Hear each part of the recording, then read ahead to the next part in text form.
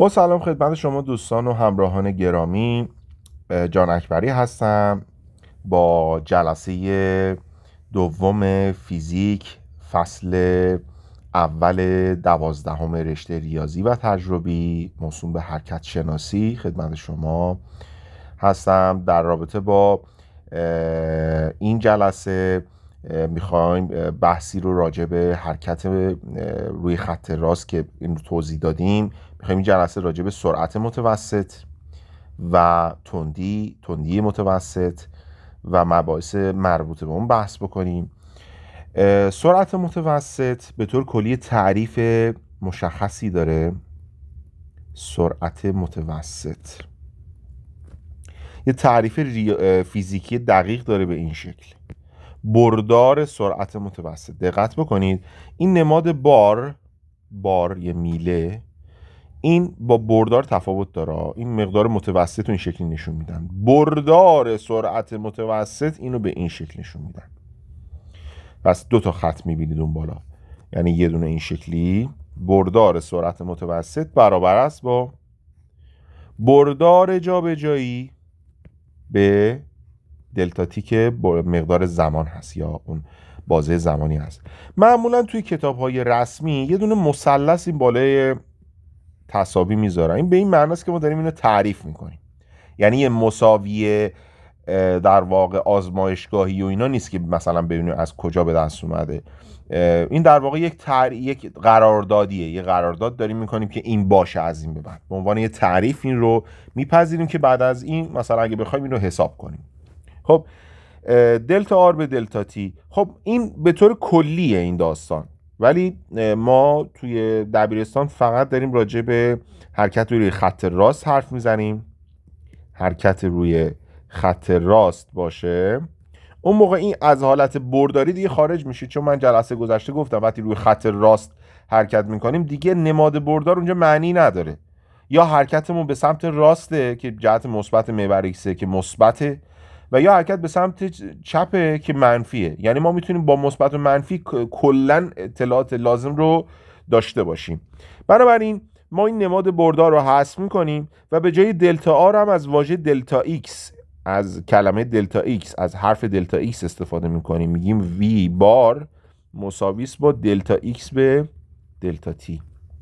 تمام. بنابراین من با این دیگه کار میکنم، با اون یکی دیگه کار نمیکنم. دلتا ایکس هم که میدونید با واحدش متر هست، یعنی جابجایی طی شده واحدش متر. دلتا تی هم که ثانیه است.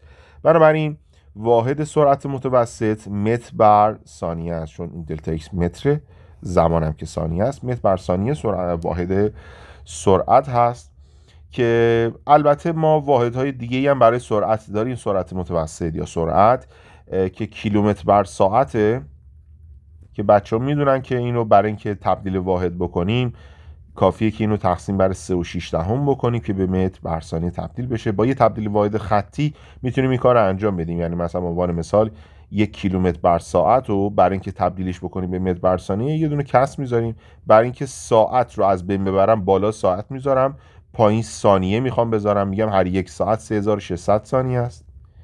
و الان اینجا این اچ با اچ میره و کیلومتر هم باید از بین ببرم. کیلومتر پایین رو کیلومتر میذارم، بالا رو متر خالی میذارم. کیلومتر با کیلومتر بخواد بره، خب هر 1 کیلومتر 1000 متره.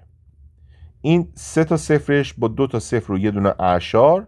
بنابراین کافیه که اون عدد مورد نظر رو تقسیم بر 3.6 بکنید چون این تو مخرجه و این عبارت تبدیل واحد خواهد شد. این که داستان بحث سرعت متوسط ما هست که خیلی چیز ساده ایه. برسیم به داستان تندی متوسط. تندی متوسط این هم یک تعریفیه. تندی متوسط که اونو با مثلا با اس نشون میدیم، حالا با هر چیزی این شکلی مثلا، که برابر با دیگه جابجایی رو استفاده نمی کنم، با دی مسافت طی شده در بازه زمان. خب دو تا فرق داره با اون چیزی که بالا نوشتیم. یک، اولا که میدونیم مسافت با جابجایی برابر نیست. ما جلسه گذشته گفتیم، راجبش توضیح دادیم که مسافت با جابجایی میتونه تفاوتایی داشته باشه. جابجایی مکان اولیه به سمت مکان ثانویه یه بردار رسم میکنیم، اون میشه بردار جابجایی و طولش هم میشه همون، ولی مسافت یعنی اون مقدار طولی که طی کردیم و این رو به این شکل لحاظ میکنیم. نکته دیگه وجود داره که این جابجایی ما بردار بود، در نتیجه تقسیم بر یه پارامتر مثبت بازم یه بردار هست، در نتیجه میشه بردار سرعت. یعنی درسته که من نماد بردار رو اینجا نذاشتم یا بالاتر دلتا ایکس رو اینو نذاشتم، ولی وی یک در واقع بردار هست به طور کلی، ولی تندی متوسط بردار نیست. من اینجا اینو به عنوان یه نکته می نویسم چون زیاد ازش سوال مطرح شده. سرعت متوسط و همچنین جابجایی اینا جفتشون بردار هستن یا کمیت برداری هستن، ولی برعکس اینا، برعکس که نه، در واقع اون سر قضیه تندی متوسط و همچنین مسافت اینا کمیت های نرده‌ای یا عددی یا اصطلاحاً حالا ما که توی فصل بردارها من راجبش توضیحاتی دادم که عددیه، یعنی مقدار داره، فقط عددی یا نرده‌ای یا اسکالر هم میگن یا اسکالر هستن، فقط عدد هستن. به همین سادگی این جزو سوالات پرتکرار امتحان نهایی بوده برای بچهای 12 که میپرسن مثلا سرعت متوسط پارامتر مثلا کمیتی عددی یا برداری است، شما باید مثلا دوره یکیشون خط بکشی و همونطور تندی متوسط رو میتونه سوال بپرسه راجبش که شما باید حواستون جمع باشه. خب اینم از این قسمت.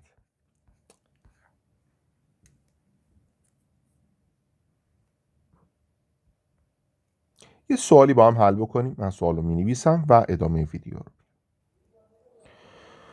خب میبینید سوالی که اینجا مطرح کردم، میگم که یه متحرکی داریم که میگه در لحظه t مساوی با 0 در t مساوی با 0 در مکان x1 مساوی با 2 هست، اینجاست در ابتدا، و در x مساوی اینجا مثلا t مساوی با 0 t1 0، بعد حرکت میکنه داره میره به سمت t در t2 مساوی با 8 میره به سمت مکان x2 مساوی با 10 میره اینجا قرار میگیره تا اینجا. بعد میگه سپس برگشته، یعنی اینجا برمیگرده، اینجا دور میزنه برمیگرده میره تا مکان x مساوی با منهای 4، یعنی شامل 2 تا حرکته. بذار با اینجا نسبت قرمز نشون میدم و اونجا برعکس منفی، یعنی شروع به حرکت میکنه میره به سمت راست، بعد برمیگرده میره به سمت چپ قسمت منفی ها. خب میگه جابجایی و سرعت متوسط در کل حرکت رو حساب بکنید. خب اولا که زمان ابتدایی ما 0 بوده، زمان اون آخری ما چون کل حرکت رو میگه یعنی ابتدا و انتها، آخرش 15 ثانیه است، یعنی t3 15 ثانیه است، مکانش هم اونجاست منهای 4. خب جابجایی رو بخوام حساب بکنم دلتا x چی میشه؟ میشه x ثانویه منهای x اولیه. x ثانویه چنده؟ منهای 4. x اولیه چنده؟ 2. x اولیه. بنابراین میشود منهای 6 متر. همونطور که میبینید جابجایی میتونه منفی باشه، طبیعیه. خب سرعت متوسط رو بخوایم حساب بکنیم میشه دلتا x به دلتا t. دلتا x رو که قبلا حساب کردیم منهای 6، دلتا t میگه مدت زمان مورد نظر در اون واقعه چقدر بوده از ابتدا تا انتها. ابتدا زمان 0 بوده، انتها 15 بوده، بازه زمانی ما میشه 15 منهای 0 که میشه منهای 6 تقسیم بر 15 متر بر ثانیه. خب میگه مسافت و تندی متوسط رو حساب بکنید. خب مسافت دیگه ربطی به ابتدا و انتها نداره، من باید ببینم چه مسیر رو طی کرده. دقت بکنید این قسمت الف بود، قسمت ب. مسافتی که طی کرده اگه نگاه بکنید یه 2 تا در رو رفته که 8 متره و یه 10 تا منهای 4 رفته که منهای 14 متره که ما باید کل مسیر رو حساب بکنیم، نه با علامتاش. باید علامتها رو قدر مطلق بذارم، یعنی یه مثبت 8 رفته به سمت راست، یعنی 2 تا 10 به علاوه یه منهای 14. چرا منهای 14؟ چون از 10 رفته به منهای 4، بنابراین یه منهای 14 هم اونجا داره. ببینید داخل قدر مطلق جداگونه گذاشتم. چرا این کار کردم؟ چون باید برای محاسبه مسافت رو به جابجایی هایی بشکنیم یا خورد کنیم یا تجزیه کنیم که تو اون جابجایی ها دیگه تغییر جهتی نداشته باشه. یعنی الان توی این مسیر برگشت آبی رنگ، توی این مسیر دیگه ما دیگه توش تغییر جهتی نداریم، و یا تو مسیر قرمز تغییر جهتی نداریم، ولی تو کل حرکت یه تغییر جهت داریم. بنابراین من اینو به قبل و بعد تغییر جهت تقسیم میکنم که جفتشون رو داخل قدر مطلق میذارم که کل مسافت پیدا بشه. بنابراین شما میتونید از این کار استفاده بکنید. حتما که میدونید الان بخواید حساب بکنید متوجه شدی که یه 8 متر این ور رفته، یه 14 متر هم اون ور رفته، بنابراین مقدار مورد نظر میشود 22 متر. خب اگه تندی متوسط هم بخواید حساب بکنیم، مثلا با اس بار نشون بدیم، میشود دی تقسیم بر دلتا تی که کل حرکت ما 15 ثانیه بوده، 15-0 و دی هم که 22 بوده و این هم مقدارش متر بر ثانیه هست و حاصلش به دست اومد.